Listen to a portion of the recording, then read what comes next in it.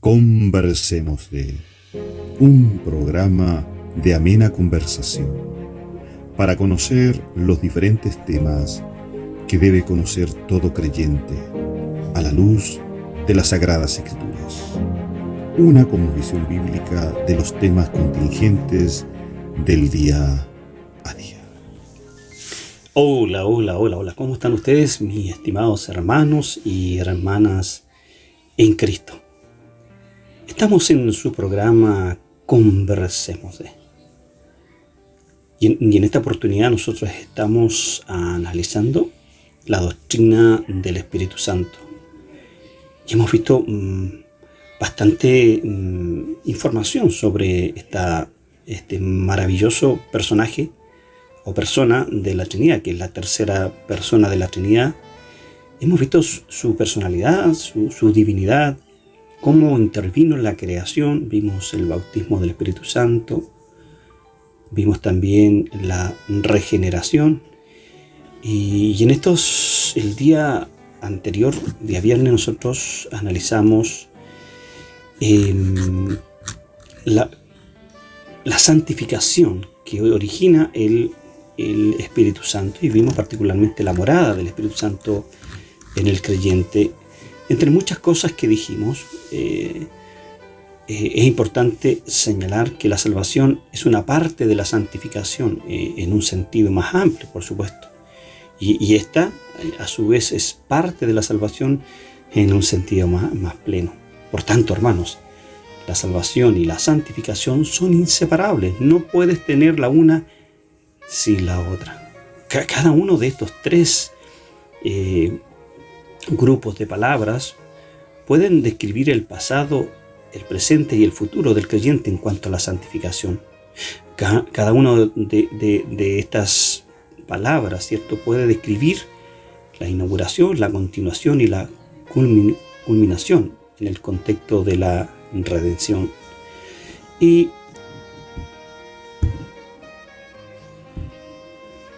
cuando nos referimos a estos tres grupos de palabras, tenemos que mencionar, por ejemplo, la salvación. Tito 3:5 dice que en el pasado nos salvó no por obra, ¿cierto?, de justicia que nosotros hubiéramos hecho, sino por su misericordia, por el lavamiento de la regeneración y por la renovación en el Espíritu Santo. En cuanto al presente, respecto a la salvación, dice: por tanto, amados míos, dice Pablo en Filipenses, como siempre habéis obedecido, no como en mi presencia solamente, sino mucho más ahora en mi ausencia, ocupaos en vuestra salvación con temor y temblor, hablando de la obra del Espíritu Santo en el presente de su vida, la mía. Y respecto al futuro, en relación a la salvación, Romanos 13:11 nos dice: y esto, conociendo el tiempo, que es ya ahora de levantarnos del sueño, porque ahora está más cerca de nosotros nuestra salvación que cuando creímos.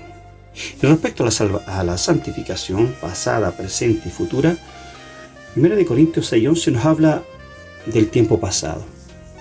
Y Pablo dice esto, 1 Corintios 6:11: y esto erais algunos, mas ya habéis sido lavados, ya habéis sido santificados, ya habéis sido justificados en el nombre del Señor Jesús y por el Espíritu de nuestro Dios. Y respecto al tiempo presente, pues la voluntad de Dios es vuestra santificación, que os apartéis de fornicación, que cada uno de vosotros sepa tener su propia esposa en santidad y honor, pues no nos ha llamado Dios a inmundicia, sino a santificación. Hablando de la vida, de la experiencia del creyente, que debe haber una permanente santificación. Respecto al futuro, Pablo nos dice en 1 Tesalonicenses 5:23, hablando de la santificación, dice: y el mismo Dios de paz os santifique por completo, y todo vuestro ser, espíritu, alma y cuerpo,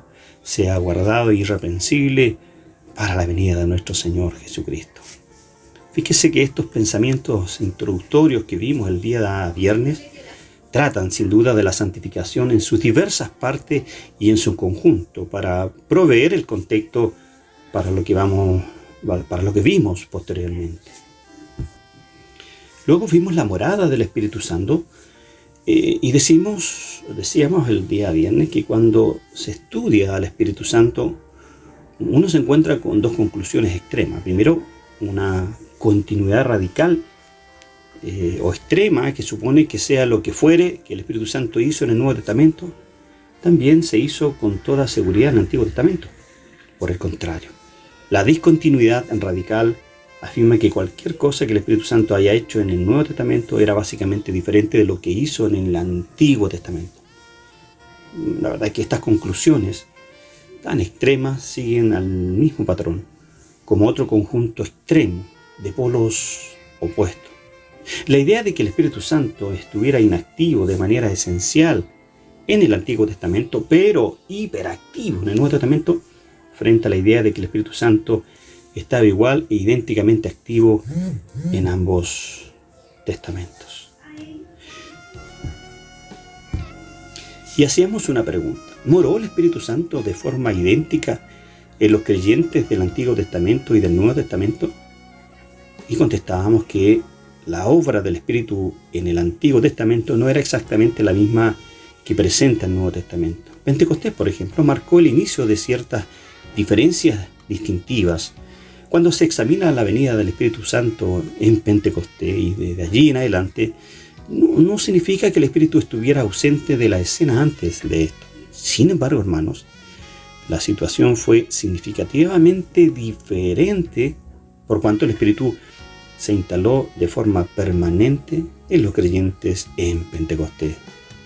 Por las razones que vimos el día viernes, parece seguro que el Espíritu Santo no moró en los creyentes del Antiguo Testamento del mismo modo que los creyentes en Pentecostés respecto al Antiguo Testamento. También vimos un poco la llenura del Espíritu Santo. Decíamos que el ministerio de la llenura del Espíritu Santo tuvo lugar tanto en el Antiguo como en el Nuevo Testamento.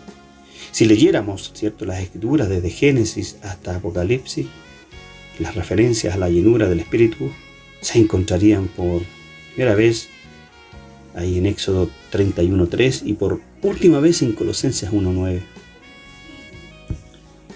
Eso fue lo que analizamos a manera de introducción, para que veamos hoy día de manera más amplia lo que es la llenura del Espíritu Santo. Pues bien, pero antes de eso, vamos a ir a una pausa musical. Y vamos a escuchar a nuestro hermano Alejandro Alonso. Está desierta la ciudad. Sí, pues, está desierta la ciudad.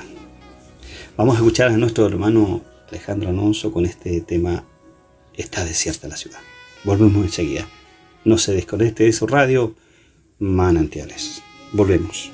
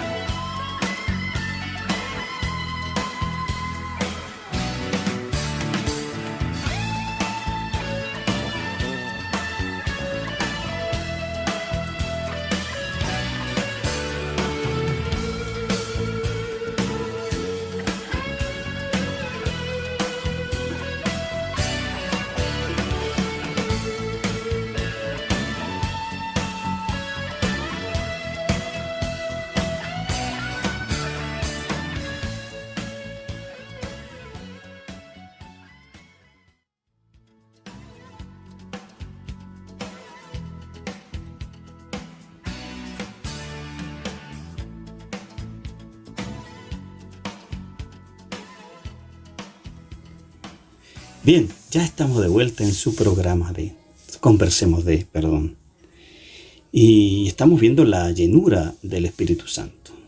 En la introducción hablamos algo sobre qué pasó en el Antiguo y el Nuevo y hicimos un pequeño resumen de lo que vimos las últimas dos clases. El bautismo del Espíritu ciertamente decíamos que ocurrió por primera vez en el día de Pentecostés, ¿cierto? Pero es una experiencia de la cual participan todos los creyentes, como bien afirma Pablo en el pasaje de 1 Corintios capítulo 12, verso 10.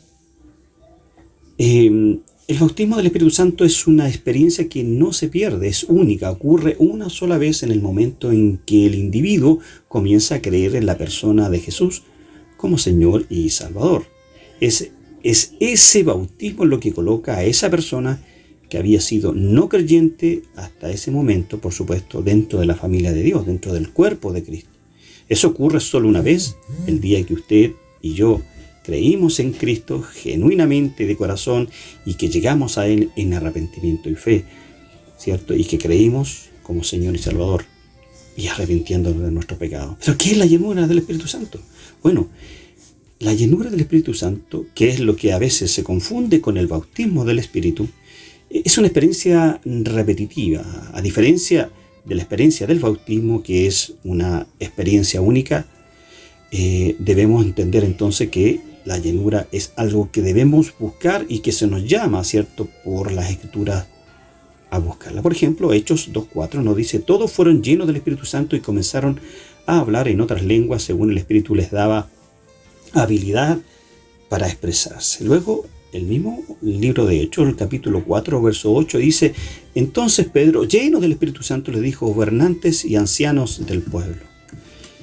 Hechos 13:52 dice: y los discípulos estaban continuamente llenos de gozo y del Espíritu Santo.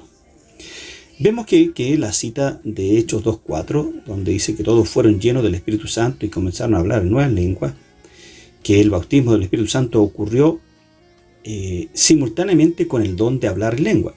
Sin embargo, vemos en otras ocasiones como la llenura resultó en la habilidad que los apóstoles tuvieron de hablar la palabra de Dios con denuedo, es decir, con fortaleza. Ahora, esta llenura del Espíritu Santo, algo que muchos no saben, no solamente se dio en el Nuevo Testamento, ocurrió también en el Antiguo Testamento. Éxodo 28:3 dice: y hablarás a todos los hábiles artífices, a quienes yo he llenado de espíritu de sabiduría, y ellos harán las vestiduras de Aarón para consagrarlo a fin de que me sirva como sacerdote. El mismo libro de Éxodo, capítulo 31, verso 3, dice: y lo he llenado del Espíritu de Dios en sabiduría, en inteligencia, en conocimiento y en toda clase de arte. Luego en Deuteronomio 34:9 dice: y Josué, hijo de Nun, estaba lleno del espíritu de sabiduría porque Moisés había puesto sus manos sobre él, y los hijos de Israel le escucharon e hicieron tal como el Señor había mandado a Moisés. Luego Isaías 61:1 dice: el Espíritu del Señor Dios está sobre mí porque me ha ungido el Señor para traer buenas nuevas a los afligidos.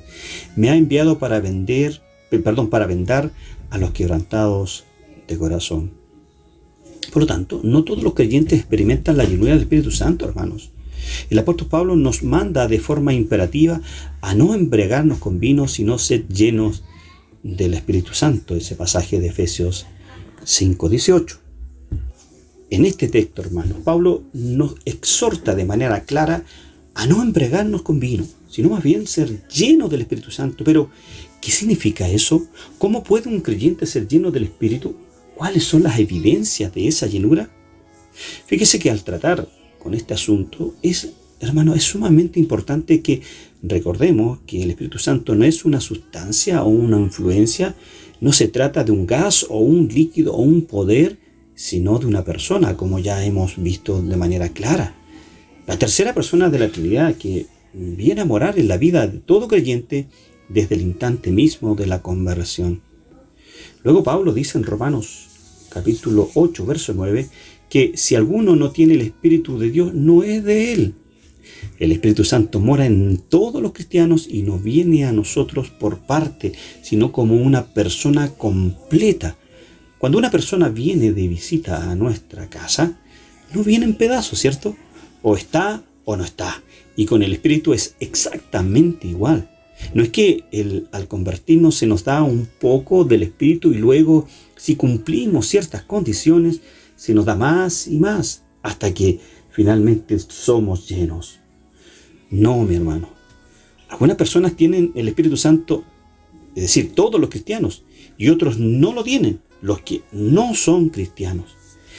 En el Evangelio de Juan, capítulo 14, verso 18, Jesús dijo: y yo rogaré al Padre y os dará otro consolador para que esté con vosotros para siempre. El Espíritu de verdad, al cual el mundo no puede recibir porque no le ve ni le conoce, pero vosotros le conocéis porque mora en vosotros y estará en vosotros.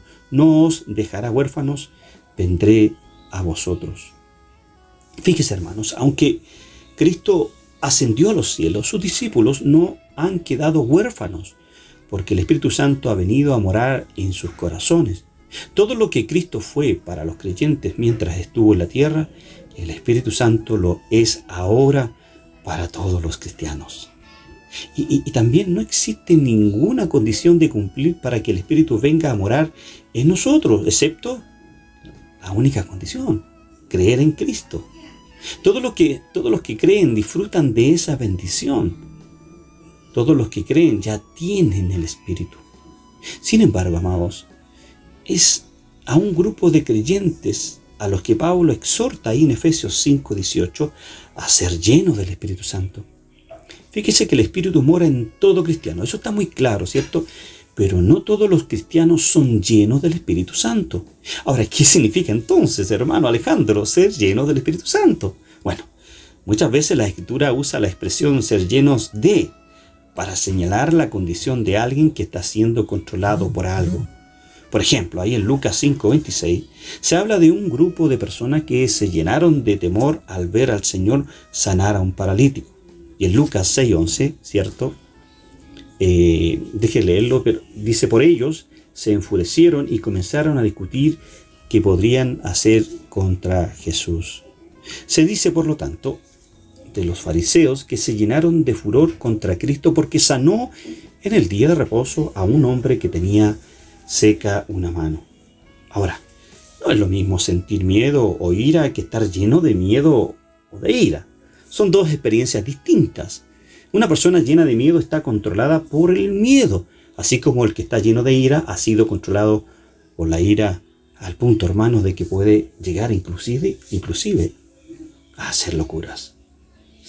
Ser llenos del Espíritu Santo entonces no es otra cosa que ser controlados por el Espíritu Santo que mora en nosotros.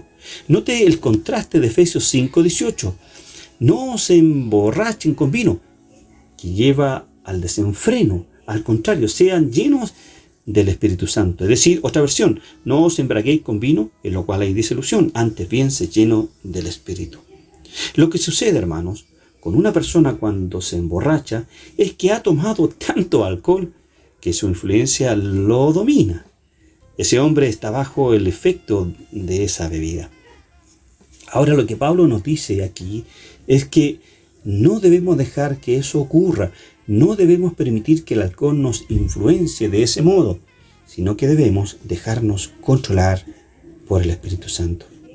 Así como la bebida afecta a la mente, hermanos, el corazón, la voluntad, así debemos ser afectados por el Espíritu en nuestra mente, en nuestro corazón y en nuestra voluntad. Esa es la similitud entre la borrachera y la llenura del Espíritu Santo.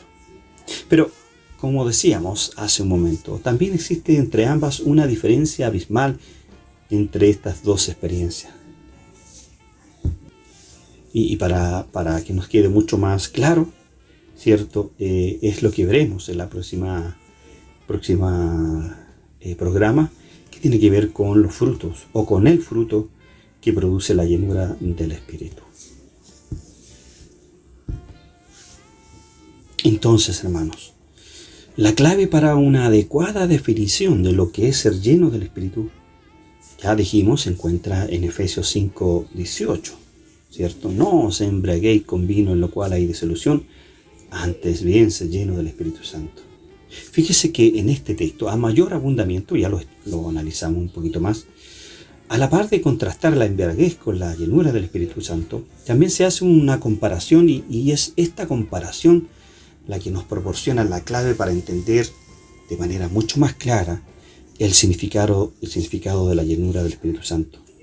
La comparación se refiere al control, o la dirección, ¿cierto? La persona ebria, decíamos, está sometida al control del alcohol que ha consumido y como consecuencia de ello piensa y actúa de manera diferente a la conducta normal. De igual modo, la persona que está llena del Espíritu Santo está bajo el control de dicho espíritu y también actúa de manera diferente a la conducta normal. Es necesario indicar también que la llenura del Espíritu Santo no es una opción para el creyente, sino un mandato. El texto que leímos ahí en Efesios 5:18 contiene el verbo conjugado de modo imperativo, sed lleno, y esto significa una orden. En el griego la palabra sed lleno, ¿cierto?, es un verbo imperativo. Y si es un verbo imperativo, es una orden, ¿cierto? Por tanto, se espera que todo creyente sea lleno del Espíritu y de no serlo, entonces se debe considerar como pecado, por cuanto equivale a desobedecer un mandamiento de la palabra de Dios. Ahora, otra característica notable de la llenura del Espíritu Santo es que se trata de una experiencia que se repite. El verbo que expresa el mandato a ser lleno en su forma griega está en tiempo presente y comunica, hermanos, la idea de que debe ser, ¿cierto? Debe ser algo continuo.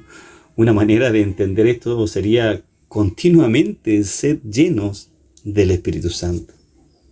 El hecho de que se puede repetir la experiencia constituye una bendición, porque si así no fuera, hermanos, ningún creyente permanecería lleno del Espíritu Santo por mucho tiempo, porque el pecado interrumpe el control del Espíritu Santo en las personas que son creyentes, obviamente.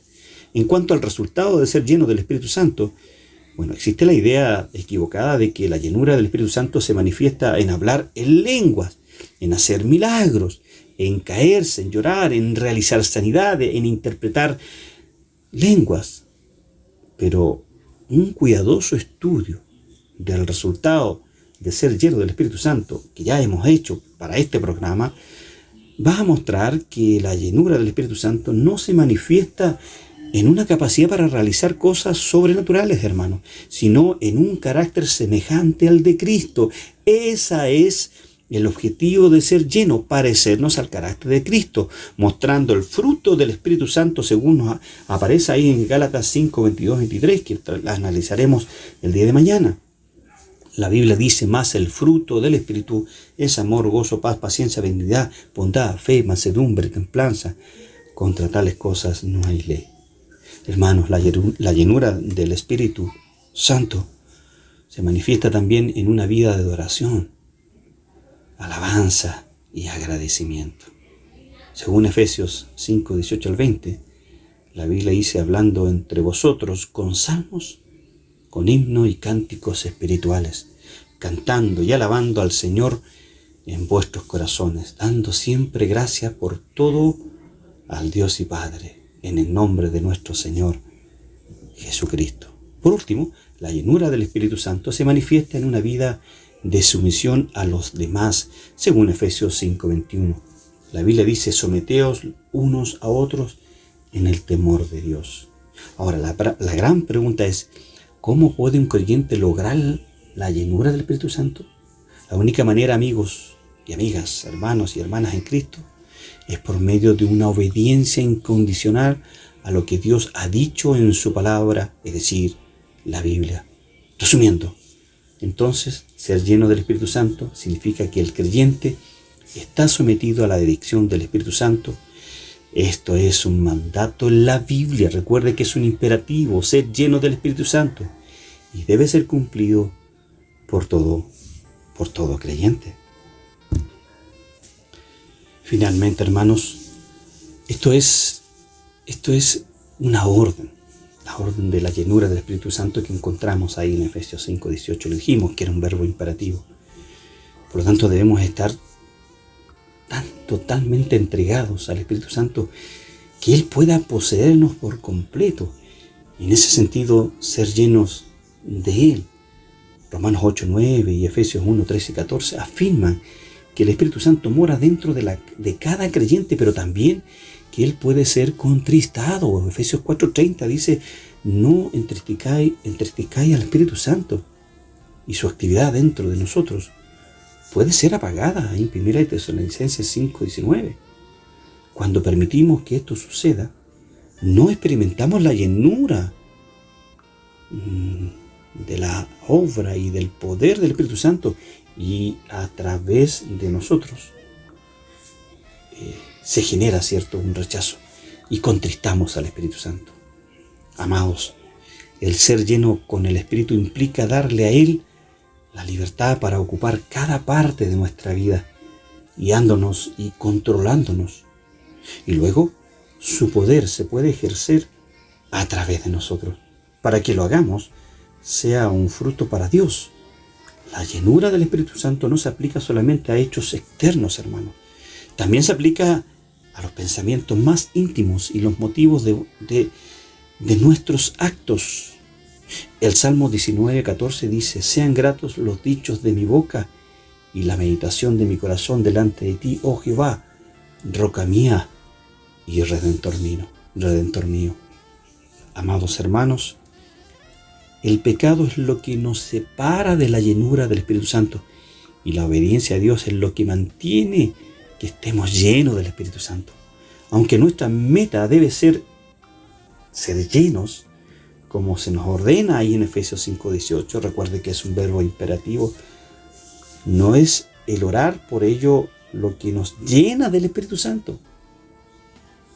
No, es solo nuestra obediencia a los mandatos de Dios lo que permite la libertad del Espíritu para obrar dentro de nosotros. Debido a nuestra naturaleza pecaminosa, es imposible para nosotros permanecer llenos del Espíritu todo el tiempo. Todos quisiéramos quizás ser llenos permanentemente del Espíritu Santo. Cuando pequemos, debemos inmediatamente confesarlo a Dios y renovar, hermanos, nuestro compromiso de ser llenos y guiados por el Espíritu Santo. Pues bien, vamos a dejar hasta aquí el programa de hoy. Sé que ha quedado claro respecto a que el bautismo del Espíritu Santo es distinto a la llenura del Espíritu Santo.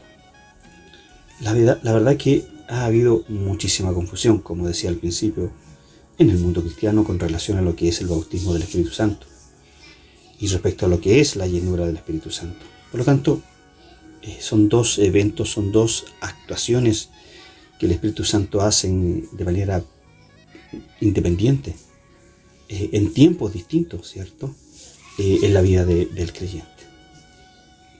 Eso es lo que queríamos compartir el día de hoy con ustedes. Así que, para continuar, vamos a ir a una pausa musical. Vamos a escuchar a nuestra hermana Isaac Valdés, Espera el tiempo de Dios. Sí, así es, pues. Debemos esperar el tiempo de Dios. A veces Dios en la oración nos dice no, nos dice sí, o a veces nos dice espera el tiempo de Dios. Dejemos que sea esta alabanza la que nos ministre después del tema. Isaac Valdés, espera el tiempo de Dios. Volvemos enseguida.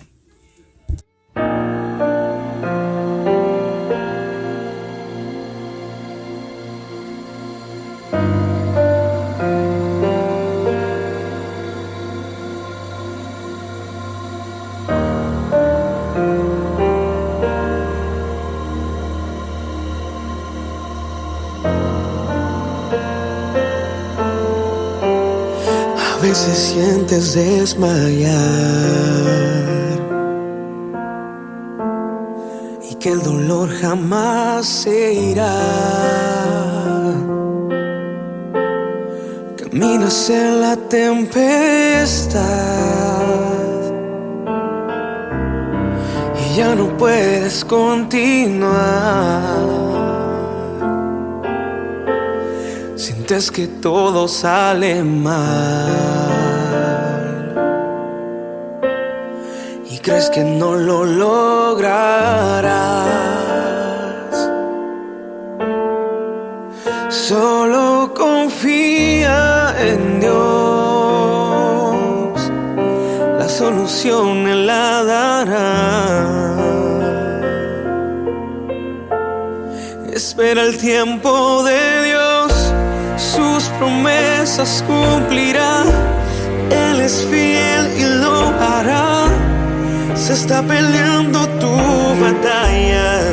Espera el tiempo de Dios, solo Él tiene poder para tu situación cambiar. Ya no mires más atrás y espera el tiempo de Dios. A veces quieres no ver más, hasta tus sueños olvidar. Sientes que nunca llegará lo que anhelas alcanzar, pero tienes que despertar. Ya tu pasado quedó atrás. Solo confía, solo espera. Nunca dejes de luchar. Espera el tiempo de Dios, sus promesas cumplirá. Él es fiel y lo hará. Se está peleando tu batalla. Espera el tiempo de Dios, solo Él tiene el poder para tu situación cambiar.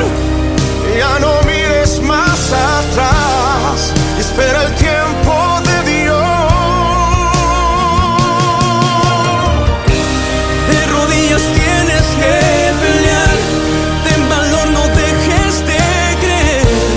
Tu confianza en Él tiene que estar. Si lo prometió, Él lo va a hacer. Ya no dudes más, lo lograrás. Él contigo está, solo espera. Solo espera. Espera el tiempo de Dios, sus promesas cumplirá. Él es fiel y lo hará. Se está peleando tu batalla. Espera el tiempo de Dios, Solo Él tiene el poder para tu situación cambiar.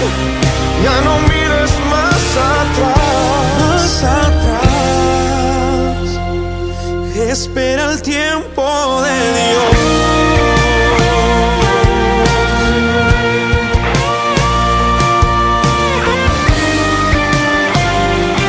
Solo espera. Espera el tiempo de Dios. Este es tu tiempo. Este es tu tiempo.